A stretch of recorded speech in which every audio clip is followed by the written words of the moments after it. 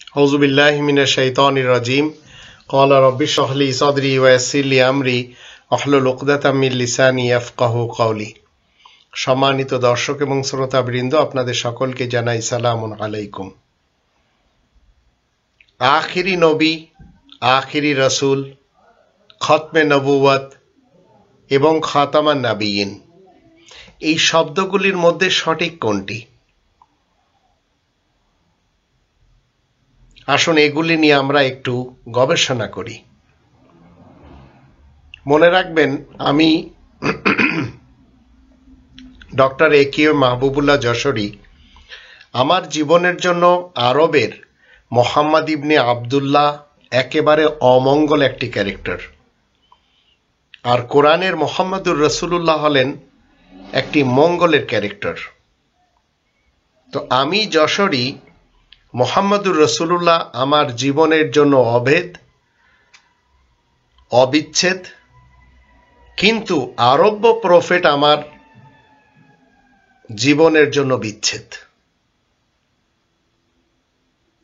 আমার জীবনের জন্য আরব্য প্রফেট মোহাম্মদ ইবনে আবদুল্লাহ ইবনে আব্দুল মুত্তালিব বিন হাশিম একজন তাগুত প্রধান, একজন ইবলিস, একজন শয়তান, একজন কাফের, একজন জালিম, একজন ফাসিক।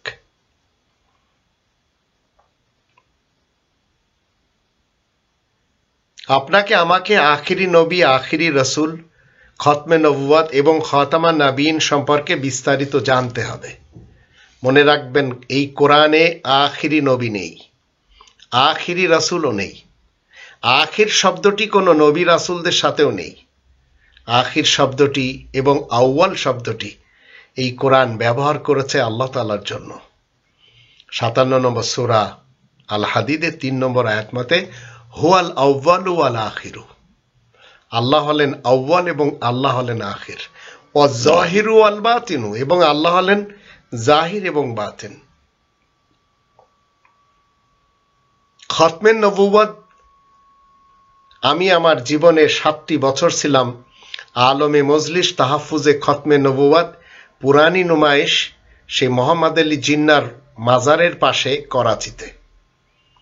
সেখানে আমি ইমাম ছিলাম, কিন্তু তাদের সাথেও আমার সংঘর্ষ ছিল। খতমে নবুওয়াত শব্দটি ঠিক না, কারণ কোরআনে ৩৩ নম্বর সূরা আল আহজাবের ৪০ নম্বর আয়াতে আল্লাহ বলে দিয়েছেন, মা কানা মুহাম্মাদুন আবা আহাদিম মির রিজালিকুম। মুহাম্মদ, যার অর্থ আয়াত প্রচারের কারণে প্রশংসিত ব্যক্তি, তোমাদের মধ্যকার কোনো পুরুষের বাবা নেই, দাদা নেই, নানা নেই, পরনানাও নেই।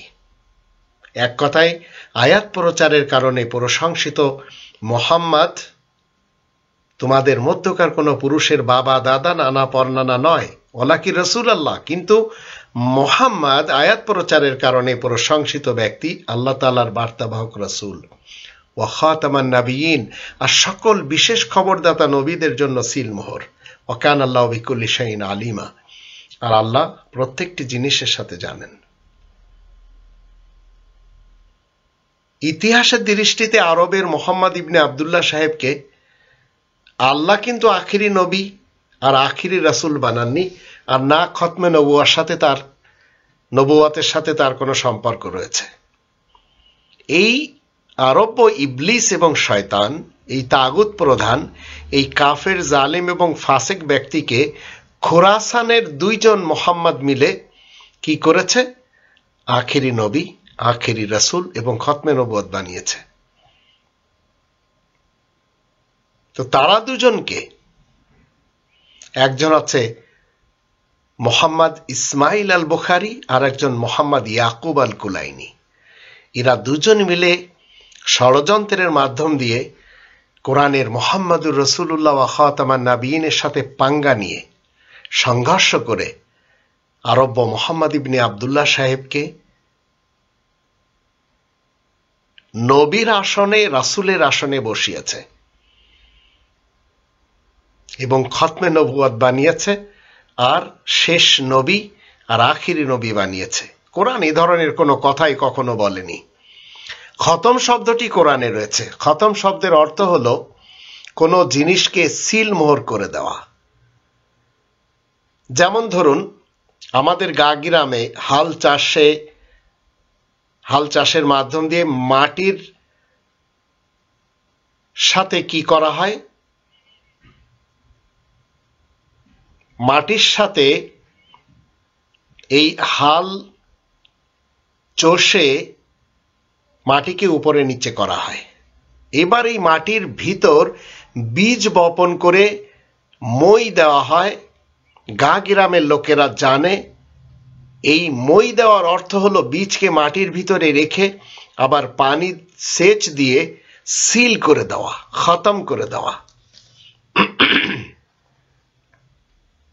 যেখানে কোনো প্রাণী এই বীজ যেন খুঁটে না খেতে পারে কিংবা বীজ অকেজো যেন না হয়ে যায়।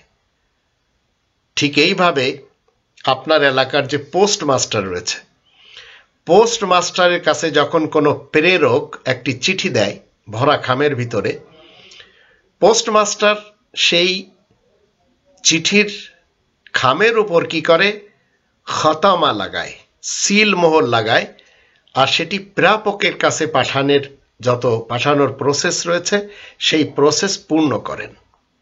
মাঝপথে আর কেউ ওই সিল মোহর করা চিঠি খুলতে পারে না।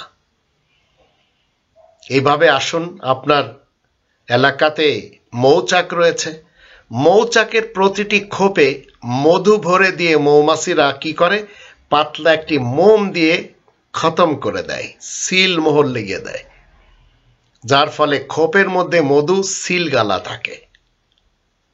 এছাড়া দুটি কোম্পানি একটি বিষয়ে একমত হয়ে একটি ডেমো তৈরি করে এবং ফাইনালে উভয় কোম্পানির বিশেষ ব্যক্তি দ্বারা কি করা হয়, খতমা করা হয়, সাইন করা হয়, ডেমোর উপরে সিল লাগানো হয়।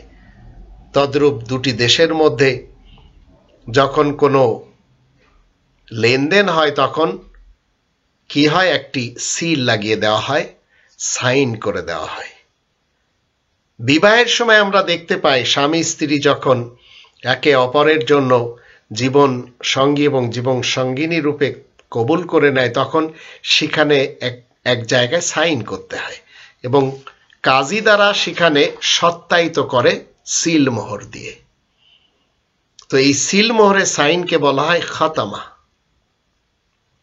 কোনো একটি ফর্ম পুরা করে থানা থেকে কিংবা অফিসার থেকে সত্যায়িত করানোর অর্থ হলো সেই ফর্মের আবেদনের শেষে সিল মোহর এবং স্বাক্ষর করে দেওয়া, যাকে খতমা বলা হয়।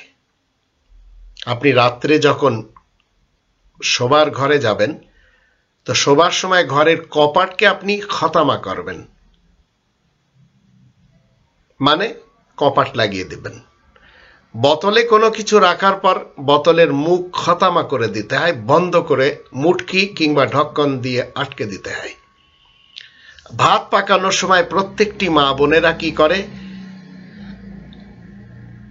হাড়ির মুখে সরা দিয়ে খতমা করে দেয়, ঢেকে দেয়। তো খতমা শব্দের অর্থ কোনোদিন আখির করা যাবে না, আখির অর্থ হচ্ছে শেষ। তাই নবীদের খতম বা খতমে নবুওয়াত এটি বলা যাবে না। এই কোরআনে আখিরুন নবী কিংবা আখিরুর রসুল শব্দই নেই। আখির শব্দটি শুধুমাত্র আমরা জানলাম ৫৭ নম্বর সূরা আল হাদিদে ৩ নম্বর আয়াত মতে আল্লাহর জন্য ব্যবহার করা। তো মানব রচিত গ্রন্থে যারা আখিরুন নবী কিংবা আখিরুর রসুল ব্যবহার করেছে তারাই তো শয়তান এবং ইবলিস মানুষ, আর এদের গডফাদার আরব্য মুহাম্মদ ইবনে আবদুল্লাহ ইবনে আব্দুল মুত্তালিব বিন হাশিম। শয়তান এবং ইবলিস শুরু দুনিয়া থেকে কোরআন বিরোধী মতবাদ শিখে আসছে, তবেই তো অনেক মানুষের হৃদয়ে আল্লাহ স্বয়ং সিলমোহর লাগিয়ে দিয়েছেন। ২ নম্বর সূরা আল বাকারা ৭ নম্বর আয়াত মতে খতামাল্লাহু আলা কুলুবিহিম ওয়া আলা সামইহিম ওয়া আলা আবসারিহিম গিশাওয়া ওয়া লাহুম আযাবুন আযীম। তো খতামাল্লাহু আলা কুলুবিহিম, তাদের হৃদয়ে আল্লাহ কি করেছেন, সিল মোহর লাগিয়ে দিয়েছেন। এই মানুষগুলো যেন কোরআন বুঝতেই না পারে। কারণ কি? কারণ এরা সবাই কোরআনের বিপরীতে আলাদা আলাদা ভাবে রবের দাসত্ব বাদ দিয়ে নিজেদের মন মতো ইলাহ তথা হুকুমদাতা বানিয়ে তাদেরই দাসত্ব করে চলে। তাই তো তারা নিজেদের শ্রবণ শক্তির, দৃষ্টিশক্তির এবং হৃদয়ের উপর সিল মোহর লাগিয়ে নেয়। ৪৫ নম্বর সূরা আল জাসিয়া ২৩ নম্বর আয়াত মতে ওয়াখাতামা আলা সামইহি ওয়া কলবিহি ওয়া জাআলা আলা বসারিহি গিশাওয়া। তো খাতামা আলা সামইহি, সিল মোহর লাগানো হয় তাদের শ্রবণ শক্তির উপরে, তাদের হৃদয়ের উপরে এবং তাদের দৃষ্টি শক্তির উপরে পর্দা থাকে। তো এরা রবের নেওয়া অঙ্গীকারকে ঠুকরিয়ে দেয় আর এরা মানে না। ২ নম্বর সূরা আল বাকারা ৮৩ নম্বর আয়াত, ওয়াইদা আখাযনা মিসাকা বানি ইসরাঈল লা তা'বুদুনা ইল্লাল্লাহ। বানি ইসরাঈল যারা চলমান, তাদের কাছ থেকে আল্লাহ তাআলার অঙ্গীকার হলো যে তারা আল্লাহ ব্যতীত আর কাউকে হুকুমদাতা মানবে না। ১৭ নম্বর সূরা বানি ইসরাঈলের ২৩ নম্বর আয়াত মতে ওয়াকাদা রাব্বুকা আল্লা তা'বুদু ইল্লা ইয়াহু। আল্লাহ তাআলার ফয়সালা কি? তোমার রবের ফয়সালা হলো তোমরা আল্লাহ ব্যতীত আর কারোর ইবাদত বন্দেগী করবে না। তো রবের হুকুমে মুসলমান শিয়া, সুন্নি, সালাফি এবং এদের যত অঙ্গ সংগঠন রয়েছে, আরব ইতিহাসের মোহাম্মদ ইবনে আবদুল্লাহ ইবনে আব্দুল মুত্তালিব বিন হাশিম সাহেবকে এবং বুখারার ইতিহাসের মোহাম্মদ ইবনে ইসমাইল আল বুখারীকে, আর খোরাসানের ইতিহাসের কুলাইনের মোহাম্মদ ইবনে ইয়াকুব আল কুলাইনি সাহেবকে মান্য করে থাকে। অথচ কোরআন মতে এরা সবাই অতীত হয়ে গেছে।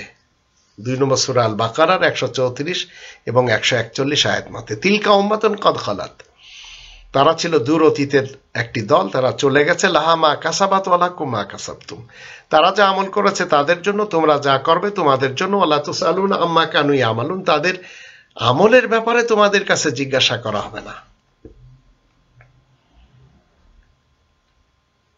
কেবল কোরআন আপনি আমি যখন পড়ব তখন আপনাকে আমাকে শিক্ষা দিবে।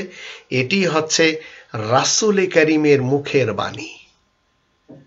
৬৯ নম্বর সূরা আল হাক্কার ৪০ নম্বর আয়াত মতে ইন্নাহু লাকাউলু রাসূলিন কারীম। কিন্তু মানুষেরা রাসূল করিমের মুখের বাণী এই কোরআনকে না মেনে তারা মুহাম্মদ ইবনে আবদুল্লাহকে রাসূল মনে করে এবং তার মুখের বাণীকে হাদিস মনে করে। তো কওলে মুহাম্মদ ইবনে আবদুল্লাহ কখনো কওলে রাসূল করিম হতে পারে না। বুখারী এবং আল কাফি এই দুটি গ্রন্থ হলো কওলে মুহাম্মদ ইবনে আবদুল্লাহ ইবনে আব্দুল মুত্তালিব বিন হাশিমের। এই কাফি আর বুখারী যে দুইজন মোহাম্মদ তৈরি করেছে তাদের নাম হলো মোহাম্মদ ইসমাইল আল বুখারী, মোহাম্মদ ইয়াকুব আল কুলাইনি। রাসূল করিমের মুখের বাণী এসেছে ৬৯ নম্বর সূরা আল হাক্কার ৪৩ নম্বর আয়াত মতে তানজিলুম মির রাব্বিল আলামিন, রব্বুল আলামিনের পক্ষ থেকে নাজিল করা।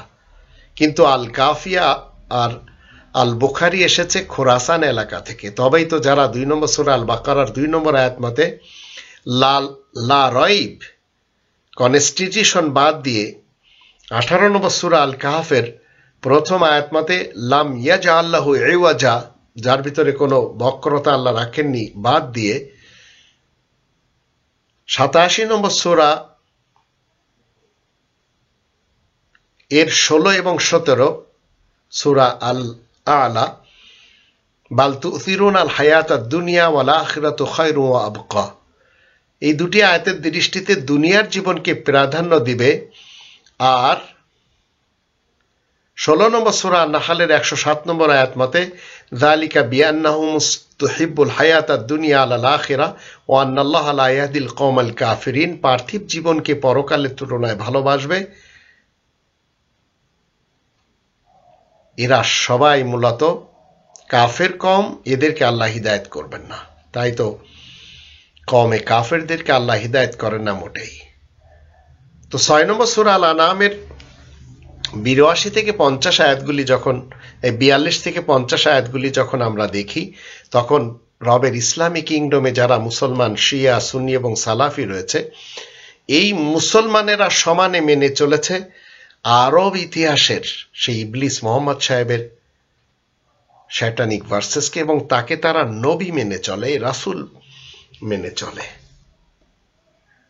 আবার এই মুসলমান শিয়া সুন্নি সালাফি সমাজ কাউকে আকাবির মানে, কাউকে আসলাফ মানে, কাউকে পীর মানে, কাউকে বক্তা, হুজুর, গাউস, কুতুব, আবদাল, বড় পীর, খাজা, মুশকিল কুশা, দাতা এই সব বানিয়ে, আবার কতকদেরকে বাবা বানিয়ে তারা নিজেদের জীবন কাটায়।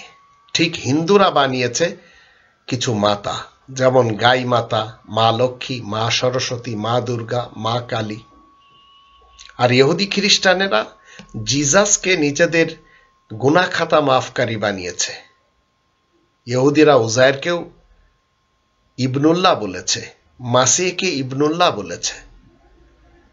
আর মুসলমান শিয়া সুন্নি সালাফিরা সেই আরব্য ইবলিস মোহাম্মদ সাহেবকে শাফিউল মুজনাবিন বানিয়েছে, মানে যত দুর্নীতিবাজ, দুষ্কৃতিকারী এবং ভ্রষ্টাচার আর নৈরাজ্য সৃষ্টিকারী এদের সুপারিশকারী।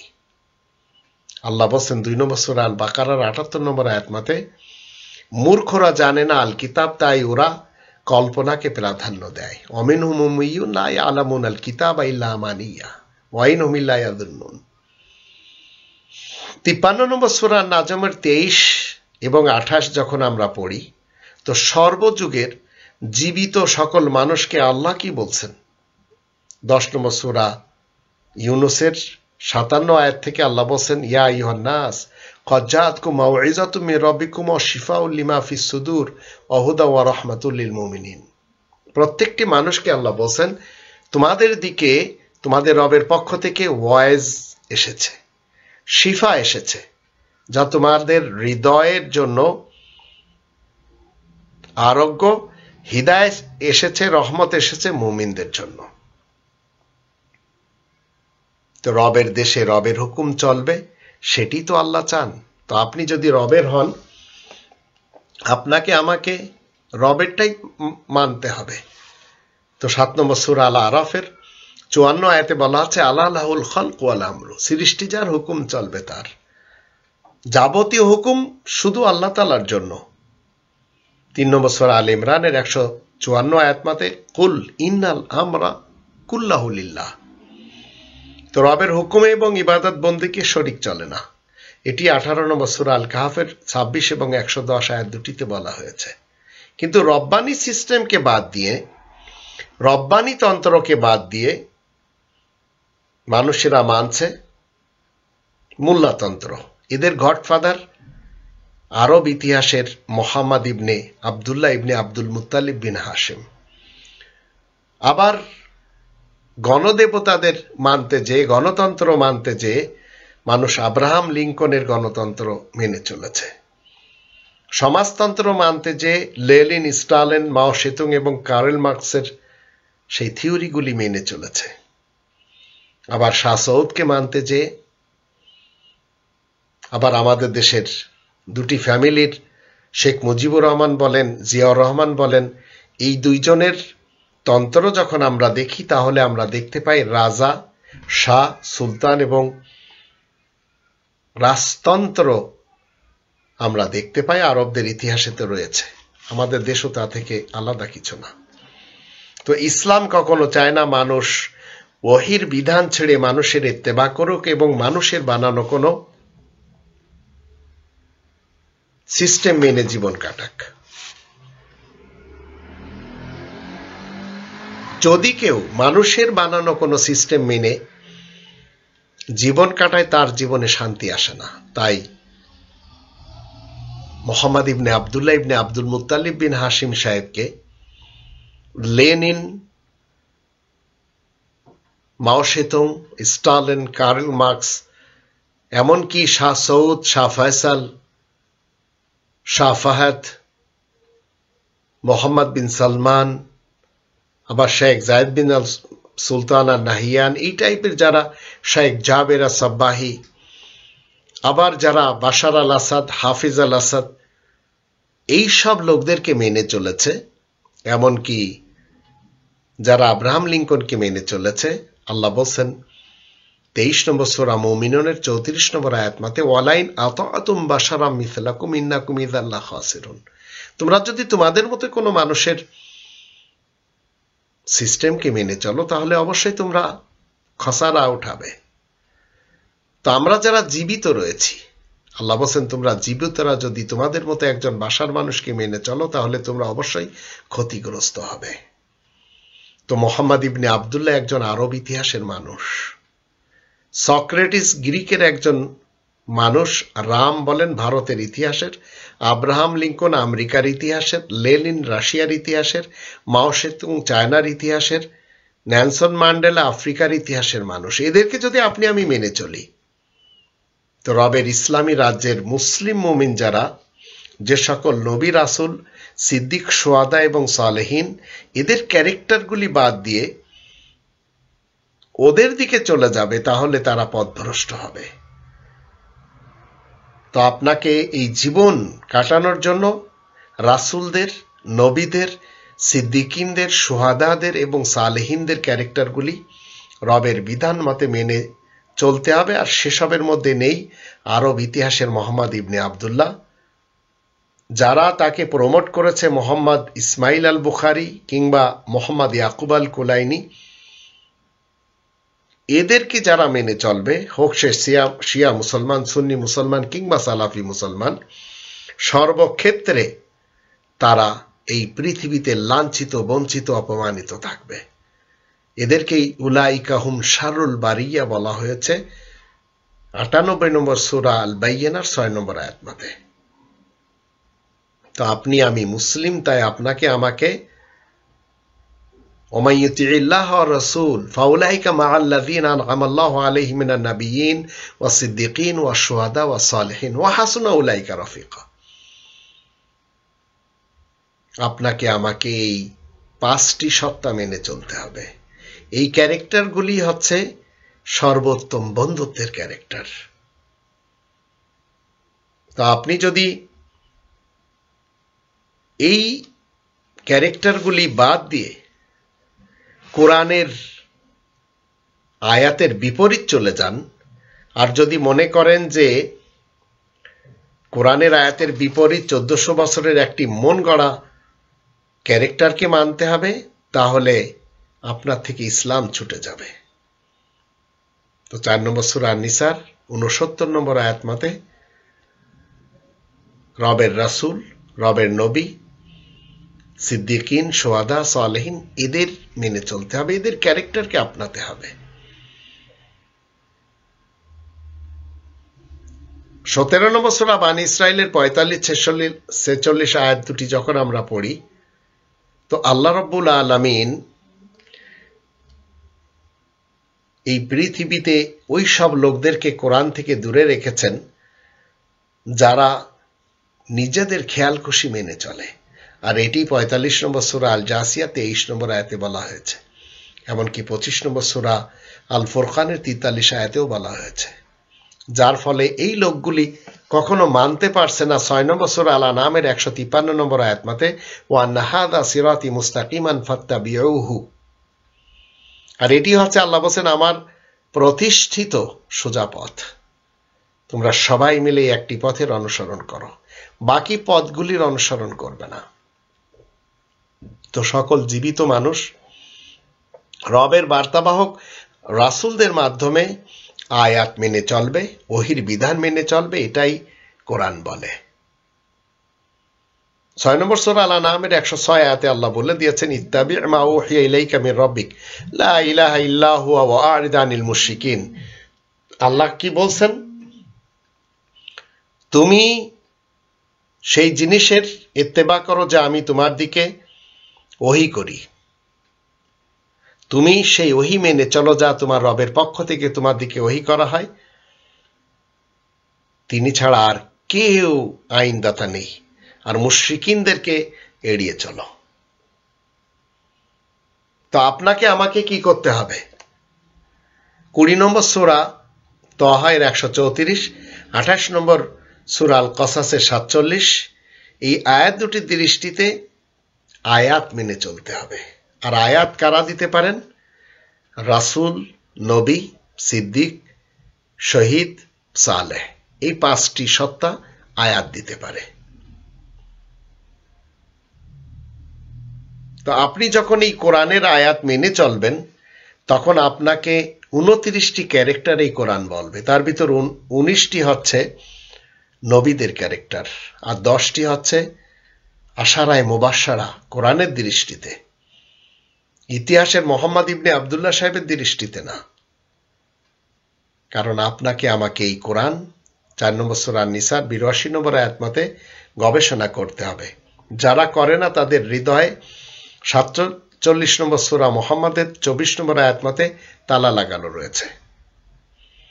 তো 1400 বছর থেকে শিয়া সুন্নি সালাফি মুসলমানেরা যা কিছু করে চলেছে, যা কিছু বলে চলেছে,